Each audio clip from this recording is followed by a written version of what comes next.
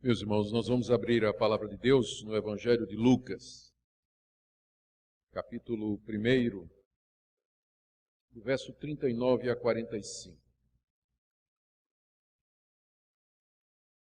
Meu objetivo na mensagem que se segue é falar a respeito de Deus e de nossas crianças. Lucas capítulo 1, de 39 a 45. Naqueles dias, dispondo-se Maria, foi apressadamente à região montanhosa, a uma cidade de Judá. Entrou na casa de Zacarias e saudou Isabel. Ouvindo esta a saudação de Maria, a criança lhe estremeceu no ventre. Então Isabel ficou possuída do Espírito Santo e exclamou em alta voz: Bendita és tu entre as mulheres e bendito o fruto do teu ventre. De onde me provém que me venha visitar a mãe do meu Senhor? Pois logo que me chegou aos ouvidos a voz da tua saudação, a criança estremeceu de alegria dentro de mim. Bem-aventurada que creu, porque serão cumpridas as palavras que lhe foram ditas da parte do Senhor. Até aqui a leitura da palavra de Deus. A passagem é o relato da anunciação, é o relato da visita que Maria fez à sua parente Isabel, e quando as duas se encontram, ficou registrado aqui que João Batista, que estava no ventre de Isabel, estremeceu quando viu a voz de Maria e, mais adiante, no verso 44, que esse estremecimento foi de alegria dentro do ventre de Isabel, como se a criança ainda no ventre estivesse compreendendo o que estava acontecendo, ouviu a voz de Maria, que era a mãe de Jesus Cristo, e com isso a criança se encheu de alegria. É essa mesma criança que está escrito antes, que seria cheia do Espírito Santo, já no ventre de sua mãe. A passagem então mostra que antes de nascer, já há um relacionamento de Deus com os nossos filhos. Esses textos e outros estão entre aqueles que são usados pelos cristãos através dos séculos para serem contra o aborto. Porque para muita gente, enquanto não nasce, não é pessoa, não é gente. Mas da perspectiva da palavra de Deus, já no ventre materno, as crianças são pessoas. Elas sentem, elas percebem, talvez até mais do que nós imaginamos. Mas pegar alguns pontos dessa passagem e de outras que estão ao redor dela, aqui nos 2 primeiros capítulos de Lucas, para falar a respeito desta relação de Deus com os nossos filhos. Filhos são bênçãos para nós, isso não está em discussão entre os evangélicos. Existem maneiras diferentes de nós vermos a relação entre nossos filhos e Deus. Alguns irmãos, algumas tradições dentro do protestantismo acreditam que nós devemos apresentar nossos filhos a Deus. Outras pessoas, como nós, os reformados, cremos que nós podemos batizá-las, mas no final, o que todos nós queremos é, de fato, entregar os nossos filhos a Deus e ver que eles cresçam na presença do Senhor e se tornem servos e servas de Deus. Nos 2 capítulos iniciais de Lucas, boa parte do capítulo 1 nós já vimos, veremos o segundo mais adiante, nas próximas mensagens, mas os 2 capítulos iniciais focam em 2 crianças, o nascimento de ambas e a anunciação do nascimento de ambas, que são respectivamente a pessoa de João Batista e de Jesus Cristo. Em linhas gerais, vou fazer um esboço aqui para chegar onde nós chegamos. O que nós temos é o seguinte: o anjo Gabriel foi mandado da parte de Deus anunciar a Zacarias o nascimento do seu filho João. Nós encontramos isso, capítulo 1, de 5 em diante, o relato da anunciação do nascimento de João Batista a Zacarias. E o anjo, então, quando aparece, diz: quem será o filho de Zacarias? Verso 15, será grande diante do Senhor, não beberá vinho nem bebida forte, será cheio do Espírito Santo, já do ventre materno, converterá muitos dos filhos de Israel ao Senhor seu Deus, irá diante do Senhor no espírito e poder de Elias, para converter o coração dos pais aos filhos, converter os desobedientes à prática dos justos e preparar para o Senhor e habilitar para o Senhor um povo preparado. Então, é o que nós lemos aqui na Anunciação. Em seguida, o mesmo anjo, 6 meses depois, vai aonde está Maria e anuncia o nascimento do seu filho Jesus. Ainda no capítulo 1, do verso 26 em diante. O anjo Gabriel entra onde estava Maria, faz a saudação, Maria fica perturbada com aquela saudação, não sabe o que aquilo significa, e o anjo então explica no verso 31, conceberás e darás à luz a um filho a quem chamarás pelo nome de Jesus, ele será grande, será chamado Filho do Altíssimo, Deus o Senhor lhe dará o trono de Davi seu pai, ele reinará para sempre sobre a casa de Jacó, seu reinado não terá fim. E também no verso 35 o anjo diz, este ente santo que há de nascer será chamado Filho de Deus. Então Maria, quando recebe esse anúncio, ela vai correndo para Isabel, que já estava grávida de 6 meses. E é o episódio que nós lemos. Quando ela chega lá, na casa de Isabel, sua parenta, a criança que já estava no ventre de Isabel estremece de alegria quando ouve a voz de Maria, que é a mãe de Jesus. O relato continua, e no verso 57 a 80, nós temos o registro do nascimento do primeiro. João Batista nasceu primeiro, ele é 6 meses mais velho do que Jesus. E nos fala aqui de como o tempo se cumpriu, nós vamos em detalhes tratar disso mais adiante, mas o que nós temos aqui é que quando vão colocar o nome do menino, Zacarias então diz que o nome dele vai ser João. Todo mundo estranha, porque não tinha ninguém chamado de João na família, naquele tempo se costumava batizar os filhos com o nome dos antepassados, né? Ou dar o nome dos filhos a partir do nome dos antepassados, não tinha ninguém, mas o nome que o anjo Gabriel tinha dito a Zacarias, que seria o menino, é João, e ele insiste então, e a partir dali, inclusive, ele volta a falar. Ele tinha ficado mudo quando não creu. O próximo relato, no capítulo 2, de 1 a 24, é o nascimento de Jesus. Nós todos conhecemos a história de como eles vão para Belém se alistar. Jesus nasce ali, nasce numa manjedoura, e em seguida, algum tempo depois, quando eles estão de volta, Jesus é levado ao templo para ser circuncidado. Verso 21 do capítulo 2, completado 8 dias para ser circuncidado o menino, deram-lhe o nome de Jesus, como lhe chamaram o anjo, antes de ser concebido.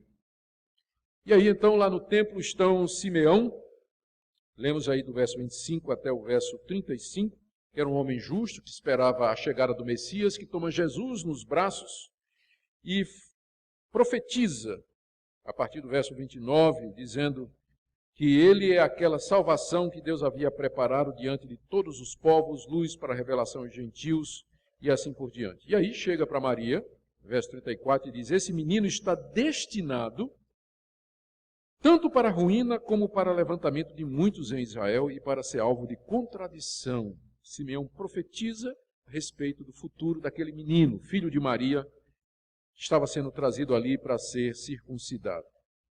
E também havia uma profetisa no templo chamada Ana, está aí do verso 36 a 38, que quando vê chegando Jesus, ela começa a falar a respeito do menino e de todos que esperavam a redenção de Israel. E o capítulo 2 termina com aquela história conhecida que quando Jesus tinha 12 anos, ele foi encontrado com os doutores em Jerusalém, discutindo, falando, e a mãe veio procurar juntamente com o pai, e ele responde, vocês não sabiam que me cumpria estar na casa do meu pai? Verso 49 do capítulo 2. E o capítulo 2 termina dizendo que crescia o menino Jesus em sabedoria, estatura e graça diante de Deus e dos homens. Ou seja, os 2 capítulos iniciais do Evangelho de Lucas tratam da anunciação, concepção, nascimento e primeiros passos na vida de 2 crianças, João Batista e Jesus. Isso deve ter algum significado para nós. Os cristãos, num certo sentido, redimiram o valor das crianças. No mundo pagão em que a nação de Israel viveu, e no mundo greco-romano, em que acontecem os eventos do Novo Testamento, as crianças não tinham tanto valor e tanta dignidade e não eram tão preciosos, não eram encarados desta maneira tão especial como era na nação de Israel e posteriormente entre os cristãos. Os cristãos foram os primeiros a lutar contra o aborto. A lei de Deus proibia no Antigo Testamento que os judeus sacrificassem os seus filhos aos seus deuses, porque era isso que as nações pagãs faziam. Traziam os próprios filhos para matar no altar e queimar em homenagem aos seus deuses. Crianças eram vendidas como escravos, era moeda de troca. Quando um pai estava aflito ou preocupado financeiramente, ele podia vender os seus filhos irremediavelmente, sem qualquer perspectiva de algum dia vê-los outra vez. Mas a tradição judaico-cristã resgatou o valor, a pessoalidade, a dignidade das crianças, como sendo seres humanos e com valor diante de Deus, tanto quanto um adulto. Uma das leis do Antigo Testamento é que se numa briga um homem por acaso ferisse uma mulher que estava grávida e ela abortasse, aquele homem seria punido, provavelmente com a morte. Não é? Provavelmente com a morte, porque era considerado que a criança no ventre da mãe era um ser humano de igual valor àquele que provocou a sua morte também. Nós aprendemos, há muita coisa a ser aprendida aqui a respeito de como Deus vê os nossos filhos, mas eu destaquei 5 ou 6 pontos que eu queria compartilhar com vocês. Essa mensagem é não somente para os solteiros que estão planejando casar e ter filhos, mas é para quem já é casado e tem filho, para quem é casado e planeja ter filho, é para quem já fechou a fábrica, é vovô, é para quem não tem filhos e não pretende casar mais, porque de uma forma ou de outra sempre vai ter uma criança na vida da gente, não é? Sempre nós vamos estar relacionados ou com alguma ou precisando olhar para esse assunto e entender.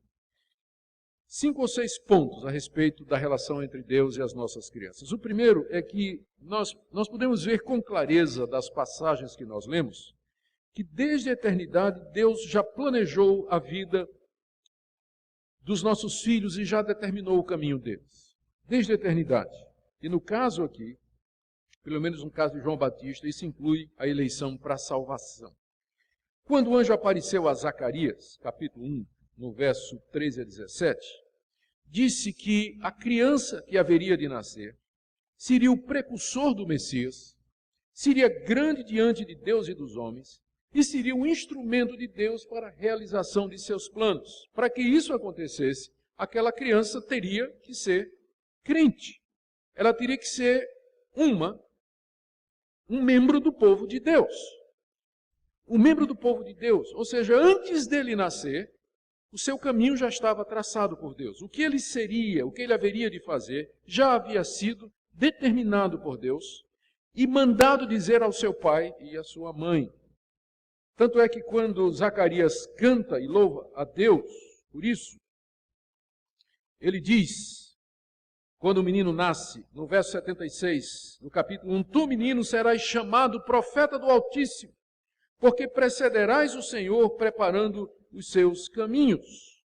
Então, está muito claro aqui que pelo menos uma criança que a gente sabe tinha sido predestinada, planejado o seu futuro, traçado o seu caminho antes dela nascer. João Batista. Pelo menos essa, você tem que admitir, que Deus já havia feito isso. Não é? E a pergunta é, se é com essa, por que é que não é com as outras? O que é que nos impede de ver que Deus faz isso com todas? Mas João Batista havia sido eleito, escolhido e predestinado para ser o precursor do Messias, aquele que haveria de preparar o caminho para a chegada de Jesus Cristo. Isso, o texto é muito claro. E quando nós chegamos no caso do próprio Jesus, é a mesma coisa.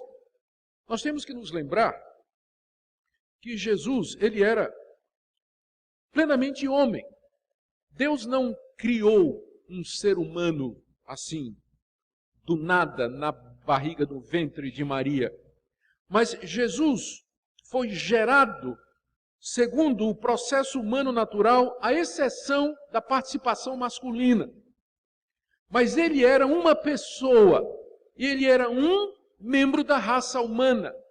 Desde a eternidade, Deus escolheu aquela pessoa, aquele filho de Maria, para ser o Salvador do mundo. Então, Jesus havia sido predestinado por Deus, escolhido por Deus antes da fundação do mundo, enquanto gente, enquanto pessoa, enquanto membro da raça humana, ele havia sido predestinado, escolhido, destinado por Deus para ser o Salvador. É isso que o anjo disse para Maria.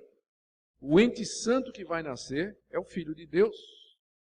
Ele vai salvar o seu povo dos seus pecados.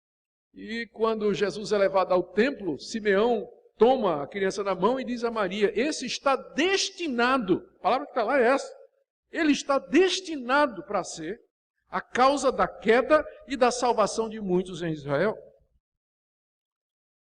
Então nós podemos ver com muita clareza esse ponto nos 2 capítulos iniciais do livro de Lucas, de que estas duas crianças, elas haviam sido eleitas, predestinadas, destinadas por Deus para o cumprimento de um propósito. Você vai me dizer, mas aqui Deus está predestinando apenas a função e a missão. Vai ser muito difícil você separar aqui essa questão da salvação e da missão, porque como é que João Batista poderia ser o precursor do Messias, aquele que haveria de preparar o caminho, anunciar a chegada do Filho de Deus, se ele não fosse crente, se ele não fosse salvo? O texto aqui nos diz que ele era cheio do Espírito Santo já no ventre de sua mãe. Jesus não precisava de salvação, não é? Ele não precisava de regeneração, porque ele não tinha natureza humana pecaminosa. Tinha natureza humana, mas sem pecado. Mas é evidente de que não tem como separar a missão dessas duas crianças do fato de que elas eram de Deus, faziam parte do povo de Deus.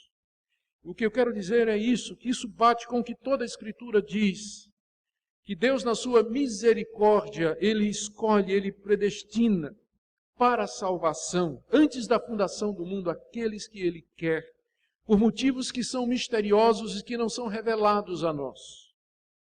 Mas nós não podemos fugir ao que a Escritura está dizendo. Não podemos fugir. Podemos dizer que não entendemos com muita clareza, mas não podemos negar. Porque fica muito claro aqui, antes destas crianças nascerem, já havia sido traçado o caminho delas, por Deus. Esse é o primeiro ponto. Saber isso deveria ser, na verdade, uma fonte de consolo e conforto para nós, porque tem esperança. O segundo ponto é que a soberania e a eleição de Deus com relação às nossas crianças não anula a nossa responsabilidade como pais. Quando o anjo apareceu a Zacarias para falar a respeito de João Batista, disse assim, no verso 15 do capítulo 1, ele será grande diante do Senhor, não beberá vinho nem bebida forte, e será cheio do Espírito Santo já do ventre materno. Zacarias e Isabel não poderiam fazer nada com relação a ele ser grande diante do Senhor, e muito menos com relação a ele ser cheio do Espírito Santo já no ventre materno. Mas tinha uma coisa que eles podiam fazer. Você não vai beber vinho nem bebida forte, porque você foi consagrado a Deus. Então percebam que ao mesmo tempo em que é dito que Deus elegeu, predestinou e destinou aquela criança, há um elemento aqui da responsabilidade dos pais na criação de João Batista. Vocês vão criá-los como um nazireu, porque é isso que significa. Havia um voto em Israel, que era o voto de nazireado, em que a pessoa não cortava o cabelo, não tomava bebida forte, não fazia determinadas coisas, se consagrava totalmente a Deus. João Batista tinha que ser um nazireu. E quem é que haveria de ensinar João Batista, desde cedo, a seguir o caminho do nazireado e da consagração a Deus? Papai e mamãe. Então, a soberana eleição de Deus não anulou a responsabilidade de Zacarias e Isabel de instruir João Batista e criá-lo dentro daquela instituição que era o nazireado. Isso é a razão pela qual cedo o menino vai para o deserto, onde ele ia gastar tempo em meditação e em preparação espiritual, em comunhão com Deus, se habilitando para aquela tarefa extraordinária que seria preparar o caminho para a chegada do Salvador. Isso aqui para nós é extremamente importante, porque às vezes os pais pensam que a doutrina da soberania de Deus, da eleição e da predestinação, tiram a nossa responsabilidade. Tipo assim, o que esse menino vai ser, Deus já predestinou, então nada do que eu fizer vai mudar. Não é isso que a Bíblia diz, não. Não é isso que a Bíblia diz, não. A Bíblia ensina, a Bíblia nos diz que nós temos que educar os filhos, temos que mostrar o caminho do Senhor, temos que ser exemplo para eles, temos que conduzi-lo à fé em Cristo Jesus, temos que orar por eles, com eles, ser exemplo, fazer tudo que está ao nosso alcance para que os nossos filhos conheçam a verdade, abracem a verdade e andem nos caminhos do Senhor. E isso em nada conflita com os planos misteriosos e soberanos de Deus traçados desde a eternidade. Uma coisa não expulsa a outra. Andam juntas. E no fim, quando você tiver feito tudo o que você pode fazer como pai e mãe, você pode olhar para trás e dizer para Deus: Senhor, eu fiz tudo isso que eu devia fazer, mas eu sei que eu não posso fazer o meu filho crer, eu não posso converter o coração do meu filho, é isso que o Senhor tem que fazer. E nós podemos, no final, dizer que se nossos filhos andarem nos caminhos de Deus, não será por nós, mas será apesar de nós. E será somente pela graça de Deus e pela misericórdia de Deus. Mas a soberania dele na escolha e na predestinação não anula a responsabilidade nossa como pais de criar os filhos. A mesma Bíblia que fala que o destino de João Batista e de Jesus já estavam traçados desde a eternidade, é a mesma Bíblia que nos diz: ensina a criança no caminho que deve andar e ainda que quando for velho, não vai se desviar dele. Uma coisa não anula a outra. José e Maria criaram Jesus nos caminhos do Senhor. Ele ia ao templo a partir dos 12 anos, anualmente. Lembra o que eu falei do relato? Capítulo 2, 41 a 42. Quando a gente lê nos evangelhos, a maneira como Jesus conhecia as Escrituras, a piedade de Jesus, a vida de oração, a gente fica pensando que aquilo era porque ele era Deus, mas não, aquilo é a parte humana dele, é a sua natureza humana, a sua pessoa humana, que ele aprendeu em casa, com Maria e com José, a orar, tirar tempo para buscar ao Pai Celestial, decorar as Escrituras, memorizar passagens do Antigo Testamento. Aquilo foi incutido para ele enquanto criança pelo seu pai e pela sua mãe. Ele cresceu como uma criança normal, como nossos filhos cresceram, como você cresceu, só que ele não tinha pecado. Então esse é o segundo ponto. Primeiro Deus é soberano e Ele destina a vida das pessoas, das crianças, desde as crianças, né? Enfim, ele é soberano sobre o nosso futuro. Segundo, isso em nada anula a nossa responsabilidade de fazer as escolhas certas e criar os filhos no caminho do Senhor. Terceiro, Deus pode regenerar os nossos filhos ainda no ventre da mãe. Tem gente que fica muito nervosa quando a gente pergunta: qual foi o dia da sua conversão? A pessoa não lembra. E diz assim: eu não lembro quando eu me converti, eu sou crente desde criança. Não é? E é verdade, tem muita gente que não sabe quando foi convertida, porque se João Batista era crente antes de nascer, diz o texto que ele era cheio do Espírito Santo no ventre da sua mãe, significa que ele já era regenerado já no ventre da sua mãe. E se aconteceu com João Batista, pode acontecer com outros. Nós não sabemos quando a regeneração acontece. Ela pode acontecer numa idade muito tenra, pode acontecer no ventre da mãe, pode acontecer quando a criança é pequena ainda, pode acontecer durante os primeiros anos da infância, quando jovem. E às vezes as pessoas ficam assim aflitas porque elas não lembram quando elas nasceram de novo. Eu vou dizer uma coisa para você: o importante não é você lembrar o dia em que você foi regenerado. O importante é você estar vivo. Você não lembra quando você nasceu, lembra? Você não lembra quando você nasceu. Claro que você não lembra. Mas qual é a prova de que você nasceu? Você está vivo. Não é? Você não lembra. Mas você sabe que você nasceu porque você está vivo. Então, você pode não lembrar o dia da sua regeneração, mas a prova de que você nasceu de novo, foi regenerado espiritualmente, é a santificação, é a vida no Espírito, é o amor a Deus, é o desejo pela palavra de Deus, é o desejo de fazer a vontade de Deus. Se você tem isso na sua vida, não importa quando você foi regenerado, não importa se você não lembra a data, pode ter sido muito cedo na sua vida, você nem lembra disso. Alguns lembram, eu sei exatamente o dia, a hora, o mês e o ano em que eu nasci de novo. Mas a minha esposa, que é a pessoa mais crente que eu conheço, depois de 30 anos de casamento com ela, se você perguntar para ela, ela não vai saber. Provavelmente ela já nasceu crente. Ela foi crente a vida toda. Outras pessoas também. Mas o que importa não é isso, é saber que Deus faz isso. Isso para nós é importante, sabe por quê? Porque o novo nascimento não é uma coisa que o ser humano faz. Mas o novo nascimento é uma coisa que Deus faz. Para algumas pessoas, a sequência da salvação é assim.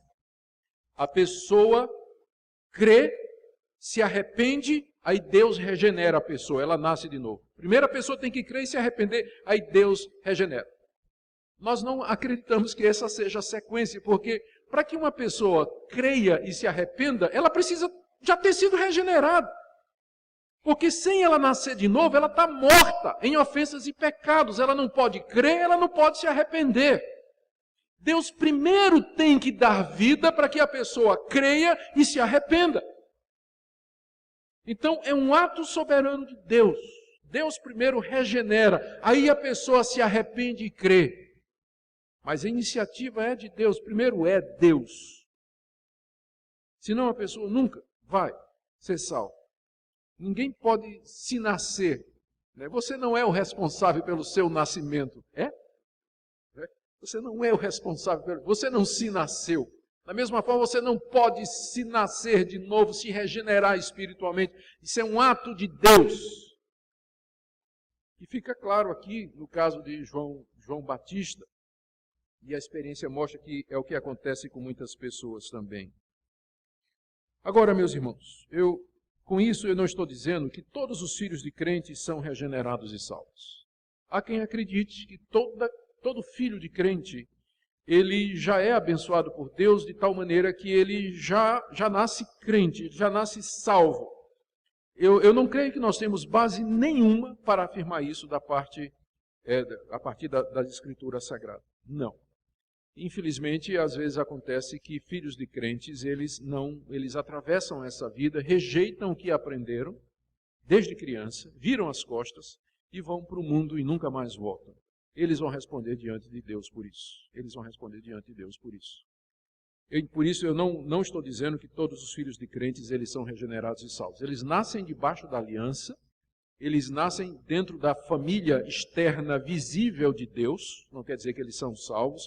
Eles têm o privilégio de crescer junto com o povo de Deus, ouvindo a palavra de Deus, mas vai ter um momento em que eles vão ter que dizer, eu quero ficar aqui, eu pertenço aqui, esse é o meu povo, eu quero andar com esse povo. Ou então, ele vai simplesmente virar as costas e vai embora. Eu também não estou dizendo que creio que o batismo salva. Não creio que o batismo salva. A Igreja Católica, na teologia da Igreja Católica, o sacramento do batismo tira o pecado original da criança. Pelo menos para ela não ir para o purgatório se ela morrer pagã, sem o batismo. Nós não cremos que o batismo dos nossos filhos tem qualquer efeito salvador ou redentor, mas simbólico, como eu vou falar mais adiante. Mas simbólico.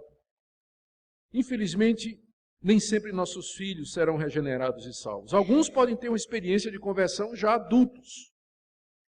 Como eu fui criado na igreja, fui batizado quando criança, fui educado nos caminhos de Deus por uma mãe piedosa, tive bons pastores, mas eu, de fato, só nasci de novo aos 22 anos de idade. Mas, como eu disse, o que importa é o fruto. Eu, quando olho para uma árvore, eu não vejo a seiva correndo dentro dela. Mas eu sei que ela está viva porque eu vejo o fruto. Eu vejo o fruto. Então, não é a questão de você lembrar quando você nasceu de novo, mas se perguntar se o fruto da regeneração está presente em sua vida. E aqui vem meu quarto ponto, tirado dessas passagens todas que nós estamos lendo aqui, que nós devemos trazer os nossos filhos para dentro da família da aliança. E eu estou convencido que a gente faz isso por meio do batismo.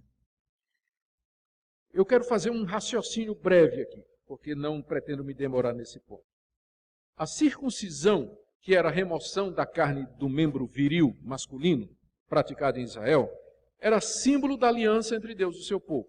Deus, quando chamou Abraão e disse, a sua descendência será o meu povo e eu serei o Deus de vocês, vamos fazer aqui um símbolo, vamos colocar um selo dessa relação.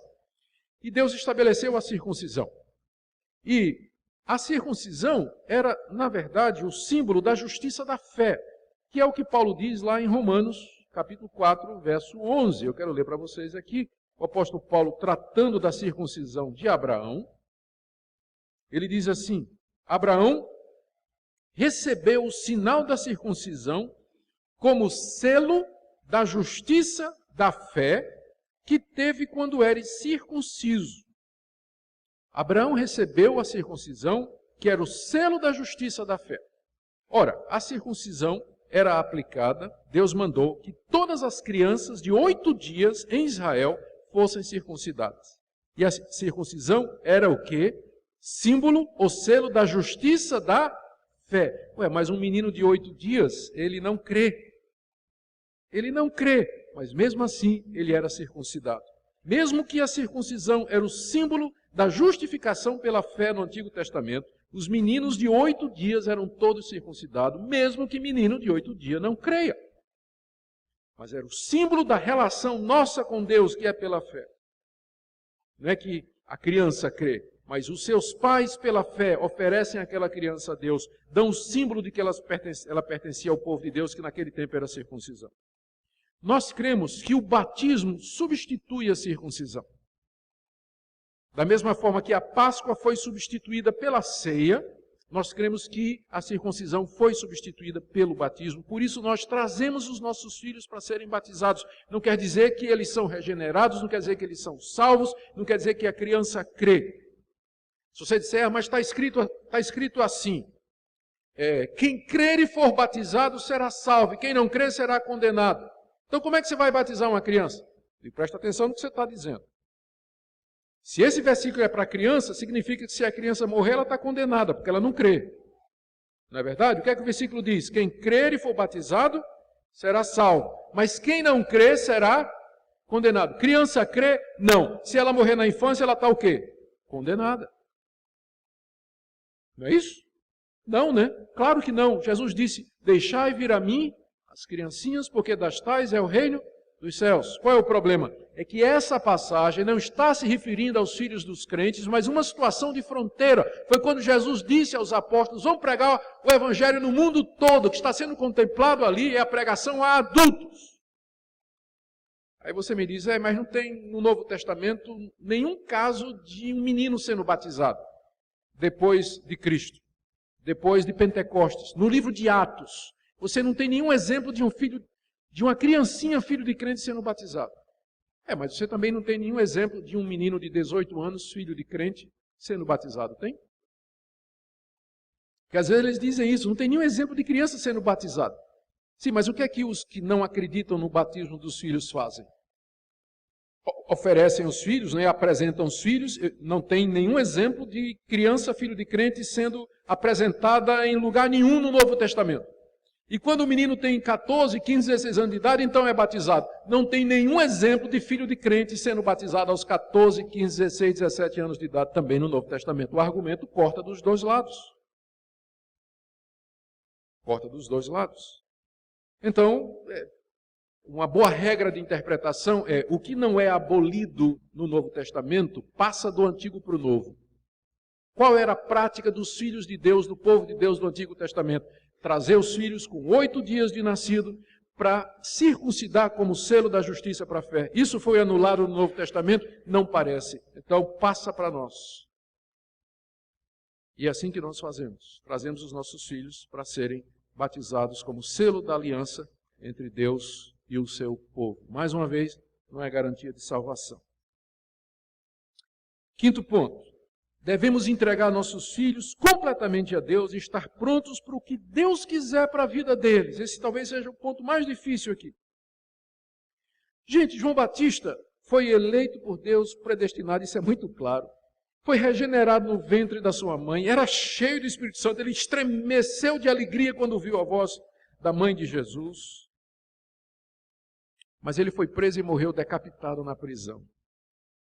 Eu imagino a dor dos seus pais, se estavam vivos, de ver o seu filho único morrer daquela maneira. Já pensou o que é você receber todas aquelas profecias? Pensa em Zacarias e Isabel, já velhos. Recebeu a promessa, seu filho vai ser grande, vai ser o precursor do Messias. Cria ele nos caminhos do Senhor. O cuidado com que eles criaram aquela criança, ensinando no caminho de Deus. O menino cresceu e de repente, quando ele começa a pregar, ele é preso, jogado numa prisão.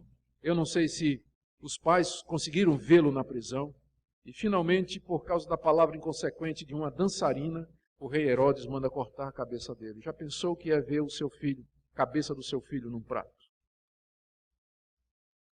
Eles criaram os filhos, mas o fim foi trágico. Pensa em Maria. Tudo que foi dito a Maria. Seu filho vai ser o Salvador do mundo. Seu filho é o Messias de Deus. Ela acompanhou a vida do seu filho. E de repente, o seu filho é preso. Seu filho é torturado, chicoteado, esbofeteado, escarnecido, cuspido, esmurrado, traído, esquecido, largado pelos discípulos. Preso numa cruz, Maria está ali ao pé da cruz, vendo seu filho sangrar.